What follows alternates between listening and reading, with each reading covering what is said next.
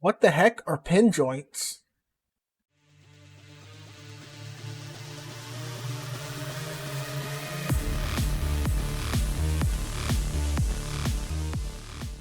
Alright, so you see me messing around with these little blocks here. They can kind of, I guess you could say, look like hair, kind of function like hair. And they got some physics, they swing around.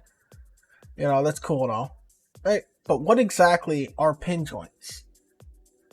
Because this is using pin joints to make this happen, and we could use pin joints at multiple places in games, depending on the type of games that we want to make, and can add some interactivity to our games. Maybe even a little bit of environment destruction. But first we have to ask ourselves, what are pin joints? Well, a pin joint in the Godot engine is a type of joint used in 2D physics, and there is a 3D version of the pin joint, to connect two bodies at a specific point, allowing them to pivot around that point. It's kind of like a virtual hinge, like you would expect, say, maybe on your knee or your elbow, right? Yeah, it kind of works like a hinge, or the hinge on a door when you open and close it. And that holds two specific objects together while letting them rotate freely relative to each other. And you can use it for things like pendulums would be something popular that you could use it for, or at least a popular example. Or connecting mechanical parts if you're going to do some kind of physics simulation. All right, so what we're going to look at here is I have two blocks here.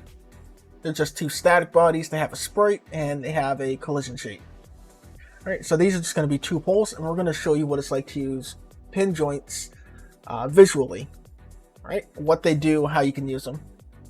So I'm going to come in here. I'm going to create a rigid body. This rigid body is going to have a sprite. This sprite, I'm just going to give it a texture, right? I'm going to give it a gradient texture so I can give it a nice edit. I'll say use HDR. Come in here, and I'll delete the white so we only have the one color. And let's go ahead and make this, let's go with a green. All right, maybe something a little lighter, just so we can clearly make it visible.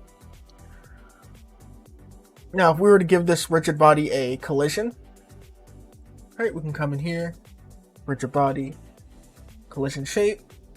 This is all typically normal that we would get here, right? Rectangle, add it. If we come across, give it this nice thickness.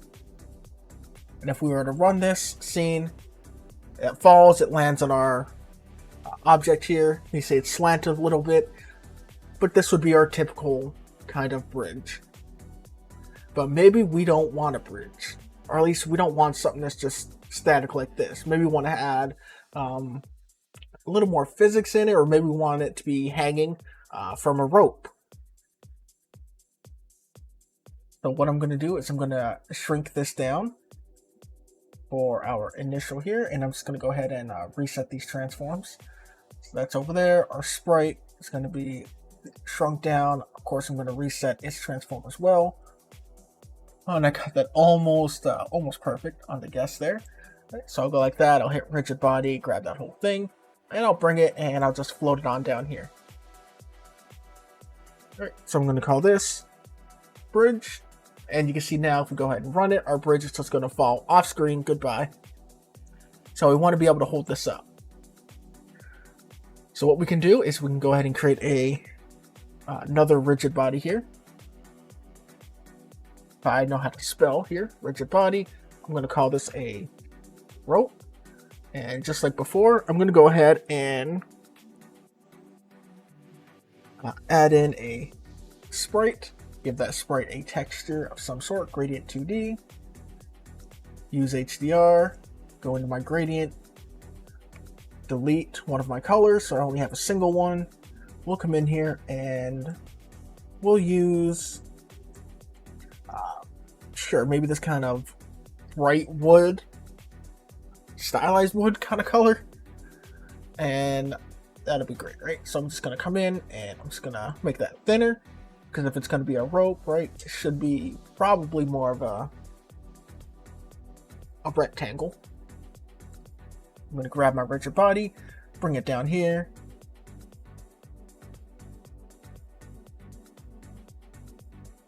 There we go. Forgot my hotkey there for a moment. If you just hold Control and click, you can actually change the rotation here, and you can see it snaps along. So if I go ahead and I just set it like this, bring it in, and what we could do, right, is we could come along here, and we could attach it like so, and that on its own would be fine. Right, I'm gonna go ahead and give it a collision shape, a rectangle that should automatically be set. There we go. And we'll go ahead and give our rope a pin joint, one of these pin joints. And we'll go ahead, we'll set it up here at the top, and we'll kind of connect it to both of these. Now, if I look at it, this is my pole right here, right, without a number, so it's my first pole. And this is my first rope here, so I'm going to go into my pin joint, and for node A, I'm going to select the pole, and for node B, I'm going to select my rope. And if I run that, we can see it just kind of hangs there. It dangles, it's connected, right, but it just kind of hangs. So what I'm going to do is I'm going to add a second pin joint, and this pin joint is going to have, for node A, it's going to be my rope, and the second one is going to be my bridge. And I'm just going to go ahead and move that down here, right? So we can have it connected at this point. So it makes sense, right? Have it connected where it's visually touching. And if we run that now, and we can see now the rest of that bridge is kind of connected onto that pin joint. So you can see we can quickly start making a bridge here that connects over. And if I just go ahead and basically copy this over to the other side, so just by copying it over to the other side, even though our poles are uneven, it doesn't matter because we're connected through these pin joints. If we go ahead and play these. Now remember, if you're copying it over, you probably will have to update the nodes that you're attaching to for your pin joint. But all in all, you can see here we have ourselves a little bridge, and if someone were to walk on it, it would interact with it a bit. So we could do something like this, right? To create that. And these pin joints actually have some sway to them. So if we come in, we can select my pin joint here. We can actually tweak something like the softness, right? And the softer it is, as you can see, if we turn that up, the more it can kind of stretch out a bit. So it's almost like creating something that's more like something with more elasticity. If we were to go about doing it like that, I'm just going to go ahead and allow that stiffness or that softness to be reset there. All right, so that's pretty neat there. And also we could put these two pin joints. It doesn't have to be two pin joints on the rope. We could have one on either end here for the bridge attaching to them, and that would get the same objective. But the point is, these pin joints allow us to connect two of our physics objects like this at two specific anchorage points. Now, if we wanted to do something like have a little bit of interactivity, as an example, right, we could take this rope. I'm just going to throw a script on it, and I'm just going to say get our ready function, and we'll wait for a few moments, right? So get tree dot create timer, we'll say 5 seconds, wait for that timeout signal, and then what we're going to do is get child, and we're going to pass in an index. So if I say index 2, that's going to get my first pin joint here. If I do 3, it'll get my second one. I'm going to go with 3, which will detach from the bridge, and I'll just queue free it, right? So I'll just completely delete it out of our game, and we take a look, wait a few seconds, and as if someone were to hit it or cut it, there it goes. Our bridge has fallen apart, right? And we could do the same thing if we were to go with 2, because maybe someone cuts it from when they're standing up here at the edge. It would make sense, right? Maybe they ran right to left, they cut the bridge so they can't be followed. There we go. Right, so we can have something like that. That would be a nice use of both using pin joints and for making something, a little bit of environment destruction there, some interactivity for the player. So I've gone ahead and set this up here. So we have our initial ropes now coming up to the top, connecting to a static piece, and we have our little ropes hanging down from the bottom, which are holding our bridge. and they have scripts on them at random. They're somewhere between 2 and 10 seconds. They're going to release either our pin joint of child 2 or 3, and I can see them actually. There we go, put that in there. So we're either going to release either the top connection or the bottom connection. So we can go ahead and run that, and with it being random, it's going to be different every time. But we can get an idea here, and I did go in and I set change the softness to them a bit. Oh, and you can see those two disconnected at the top, and they were disconnected at the bottom for the other 3, so it just completely fell down. And of course, depending on the amount of ropes that you have here, you can have these disconnecting in some wild ways here. There you go, look at that. So you can see how you can get a variation in different interactivity going on here. Now I think I actually have a script on this one up here that I would need to remove for that, but there you go. And it fell. So you can see we can get very different outcomes with this. So you can add interactivity just by adding pin joints into your game. Now, aside from something like a bridge, or of course something swinging like a pendulum, what is it that we can use this for? Well, what if we have a 2D game and we want to be able to interact with something like hair and cut it? Well, I've already shown you everything that we need here, right? So what I have here is I just have an image here of this bald person. I don't know why it was cut off there at the nose, but it is what it is. I've added a collision shape, right? So I can just kind of get that hairline type of thing going on. We have that bit of a peak, and just by using a couple of different rigid bodies here, they have their collision and they all have pin joints that are attaching them all together. So the collision shapes are so that we can collide with it. The pin joints are to have them connect together and be able to swing around and all of that. And if I go ahead and come on in, you'll see here if I hit, because I have some tools set up, right? So I've got C, so I can use this to act like a comb and kind of move it around. Right, it works. I've got myself my little razor or clipper, whatever you want to call it here. And I have myself a vertical tool here, so I can just kind of split up in there. So if I want to pull this piece over, and then maybe grab my razor or clipper, whatever you're doing, and maybe I want to clip a set amount, right? So I'm going to grab my comb, bring this up, and say maybe I want to trim it maybe to, something around here. I'll leave that, grab my trimmer, and just go, boop, click, and bring it in. Now, I don't know if I got that piece that's just sitting there. Let's find out. Leave my razor there, grab my comb. Oh, and I did. There you go. So in that case, maybe I clipped off a little more than I wanted. And I could just move my vertical piece there. And now we got 2 different lengths for our hair. Now, if we were to go back again, could always bring the comb in, right? Bring it up. Maybe we do something like this. Leave that, bring my clip.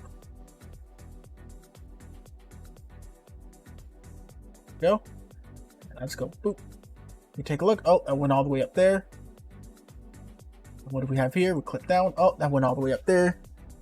So at least it's even there. I can move my comb and my little hair pieces will fall out. Now, if you have a bunch of these all around, now of course we don't have to use the comb, we could just bring the razor straight in.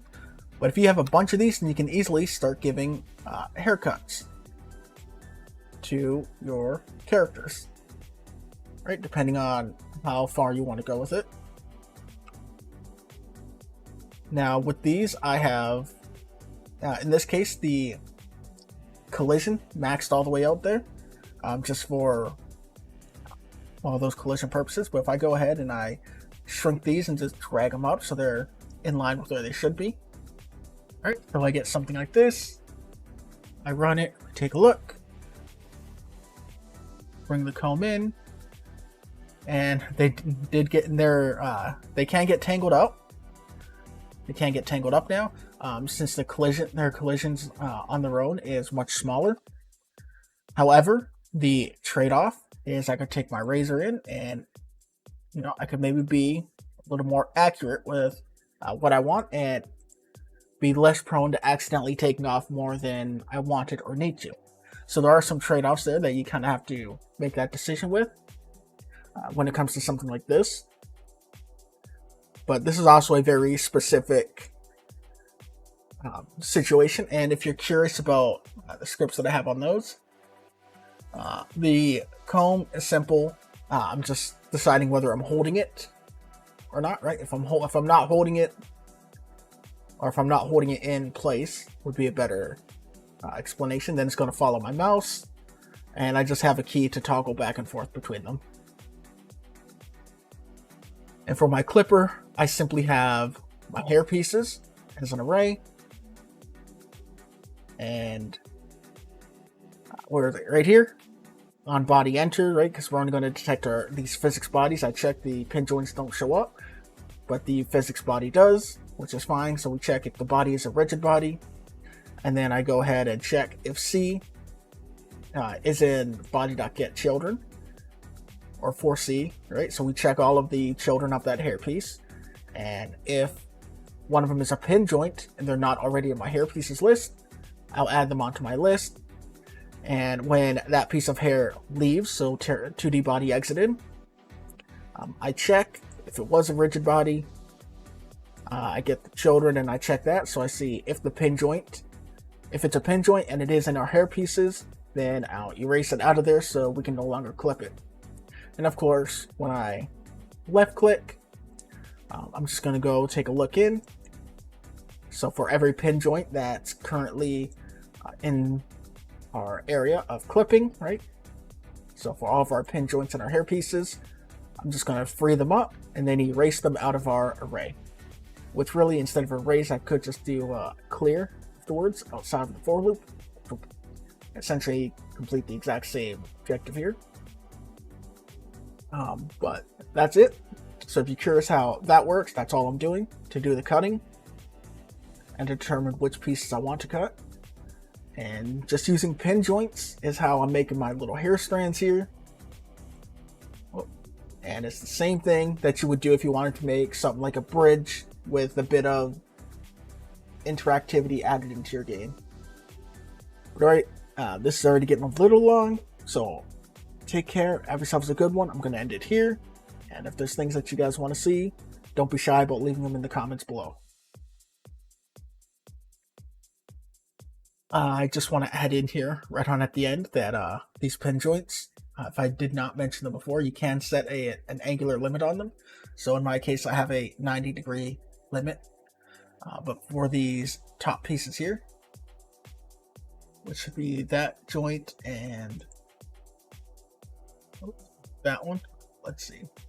So we'll say that and this one. So we'll say our top joints here, right? Maybe the angular limit, we make it, if we were to make it between like 0 and 1 degrees or 0 and 10, and we were to take a look at that, it might be easier if I use my vertical piece here. All right. So if we turn that, you can see it does kind of hit that limit of how far it wants to twist.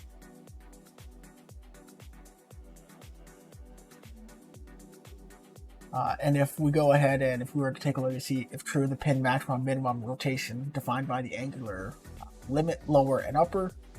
So if we were to take this and say a full 180 and take a look. Yeah, and I'll grab my vertical piece here.